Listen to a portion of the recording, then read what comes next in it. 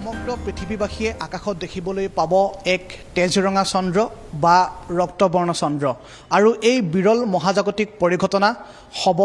পূৰ্ণগ্ৰাস চন্দ্ৰগ্ৰহণৰ সময়তে আৰু আমাৰ অসম তথা উত্তৰ পূৰ্বাঞ্চলে এই বিৰল মহাজাগতিক পৰিঘটনা কেনেকৈ চাব পাৰিব বা তেওঁলোকে সেই সময়খিনিত কি কৰিব কি নকৰিব এই কথাখিনিও আমি পাতিব বিচাৰিছোঁ আৰু এই মুহূৰ্তত মই উপস্থিত আছোঁ গুৱাহাটী তাৰকাগৃহত আৰু তাৰকাগৃহৰ জ্যোতিৰ্বিজ্ঞানী বাবুল চন্দ্ৰ বৰা এই মুহূৰ্তত মোৰ সৈতে আছে মই অকণমান আপোনাৰ সৈতে কথা পাতিব বিচাৰিছোঁ আজি যিহেতু পূৰ্ণগ্ৰাস চন্দ্ৰগ্ৰহণ আৰু এক বিৰল মহাজাগতিক পৰিঘটনা চন্দ্ৰটো আজি তেজৰঙা বৰণ হ'ব অকণমান জানিব বিচাৰিছোঁ হয় আজি বতৰ অনুকূলে থাকিলে আমি নিশ্চয় পূৰ্ণগ্ৰাস যিটো চন্দ্ৰগ্ৰহণ আজি নিশালৈ হ'ব সেইটো আজি আমি দেখা পাম আৰু এইটো যিহেতুকে যথেষ্ট বিৰতিৰ মূৰত এবছৰ দুবছৰ এনেকৈ বিৰতিৰ মূৰত হয় সেইকাৰণে মানে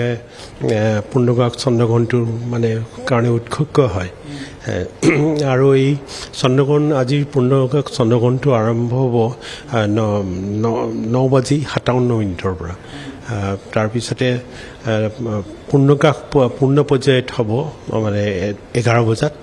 ৰাতি 11 বজাত আৰু ৰাতি 12:22 পূৰ্ণগ্ৰাসৰ সমাপ্তি ঘটিব আৰু তাৰপিছতে আংশিক গ্ৰহণ চলি থাকিব আংশিক গ্ৰহণৰ সমাপ্তি ঘটিব 1:26 মানে পুৱতি নিশা 8 তাৰিখে যি হ'ব এই গ্ৰহণ যেতিয়া গ্ৰহণটো সেইটো অলপ চাবলগীয়া হয় পূৰ্ণগ্ৰাস হওঁতে যেতিয়াকৈ পূৰ্ণগ্ৰাসতে আমি দেখা পাম অকল যদি আংশিক গ্ৰহণ হ'লহেঁতেন আমি এতিয়া সেইবিলাক তাম্বৰণীয়া ৰঙা বা চন্দ্ৰত সেইবিলাক দেখিবলৈ নাপায় যেতিয়া পূৰ্ণগ্ৰাস হ'ব সেইকাৰণে ইয়াত চন্দ্ৰৰ বৰণ সেই সময়ত তাম্বৰণীয়া ৰঙা দেখা যায় আৰু এইটো সাধাৰণতে খুব চাবলগীয়া হয় আৰু এই তাম্বৰণীয়া ৰঙা হোৱাৰ কাৰণটো হ'ল মানে এইটোৱেই যে এইটো সূৰ্যৰ পৰা যিখিনি ৰশ্মি আহি পেলাই আমাৰ পৃথিৱী থাকে সূৰ্য আৰু চন্দ্ৰৰ মাজত সূৰ্যৰ ৰশ্মিটো আহি পৃথিৱীত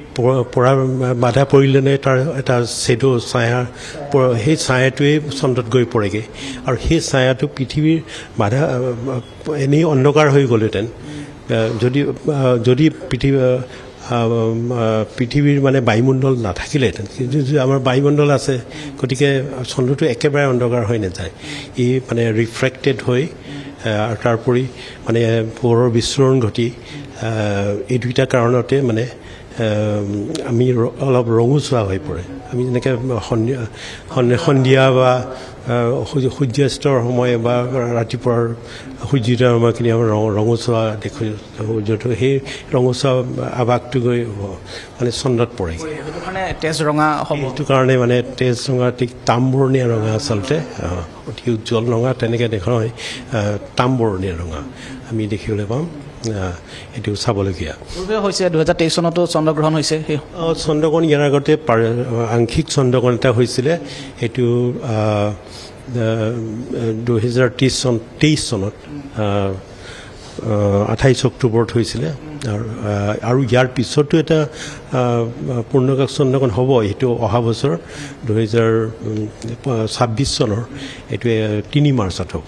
হয় সেইটো পূৰ্ণগ্ৰাস চন্দ্ৰগ্ৰহণ কাৰণে মানুহে বিৰল মহাজাগতিক পৰিঘটনা হয় হয় সেইটো সচৰাচৰ নহয় এনেইতো প্ৰতি পূৰ্ণিমাত হ'বই লাগিব মানে পূৰ্ণিমাতহে চন্দ্ৰগ্ৰহণটো আমি দেখিবলৈ পাওঁ প্ৰতি পূৰ্ণিমাত কিন্তু যিহেতুকে প্ৰতি পূৰ্ণিমাত নহয় যে সেইটোৰ কাৰণে মানে যিখন চন্দ্ৰৰ মানে কক্ষতল আছে চন্দ্ৰৰ তলখনে পৃথিৱীৰ সৈতে সেইখনত 5 ডিগ্ৰী হেলনীৰ কাৰণে প্ৰতি পূৰ্ণিমাতে আমি নাপাওঁ সেইকাৰণে মাজে মাজে তেনেকৈ আৰু এই চন্দ্ৰগ্ৰহণ চাবলৈ অসম তথা উত্তৰ পূৰ্বাঞ্চলৰ কোনো মানুহ অসুবিধাত নপৰে এই চন্দ্ৰগ্ৰহণটো যিহেতুকে সকলো ঠাইৰ পৰা দেখা যায় আৰু মানে এইটো সকলোৱে নিজৰ ঘৰৰ পৰাই চাব পাৰিব আৰু ইয়াৰ কাৰণে টেলিস্কোপ বা বিশেষ প্ৰয়োজন নহয় ছ'লাৰ ফিল্টাৰ যেনেকৈ সূৰ্যগ্ৰহণ হ'লে মানে নিৰাপদ চশমা আমি ব্যৱস্থা কৰোঁ এইটো খালী চকুৰে চাব পাৰে কোনো অপকাৰ তেনেকুৱা কোনো বাধা নাই আৰু এইবিলাকৰ লগত কিছুমান কুসংস্কাৰো মানে আপোনাৰ অন্ধবিশ্বাস বিশেষকৈ অন্ধবিশ্বাস এইবিলাক জড়িত কৰিব বিচাৰে এইবিলাকৰ কোনো ভিত্তি নাই বৈজ্ঞানিক ভিত্তি নাই যেনেকৈ সূৰ্যগ্ৰহণটো এই চকুৰ কাৰণে ক্ষতি কৰক ডাইৰেক্ট এই চন্দ্ৰগ্ৰহণ চাব পাৰে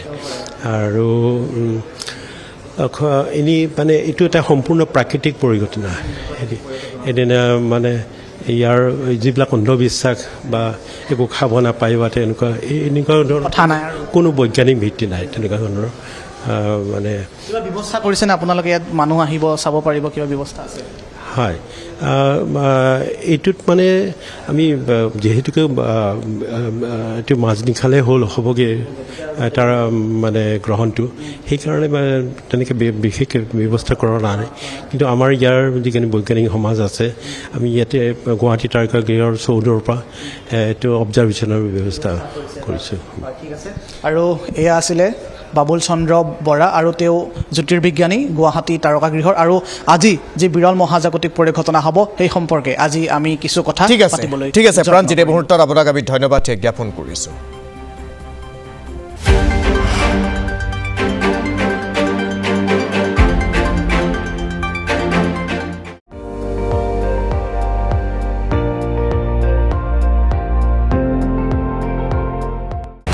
আপুনি চাই আছে ND24 সৰ্বশ্ৰেষ্ঠ নহয় সৰ্বোত্তমৰ দৌৰ